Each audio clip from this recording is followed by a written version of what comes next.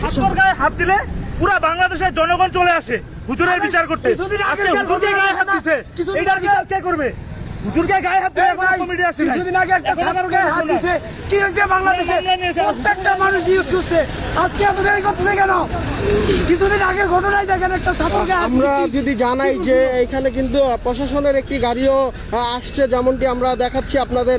এই যে ছাত্র মাদ্রাসার শিক্ষকের গায়ে হাত দেওয়াকে কেন্দ্র করেই কিন্তু রাস্তায় ব্যারিকেড যে দিয়েছেন, এই ব্যারিকেড কর্মসূচি কিন্তু পালন করছেন যে আলেম ওলামারা যারা রয়েছে তারা কিন্তু সেই ব্যারিকেড কর্মসূচি পালন করছেন। আমরা যদি জানিয়ে রাখি যে তারা একটি সুস্থ বিচার এই বেটাদের হাত আছে, এই বেটা মোহতামি হয়ে যাচ্ছে।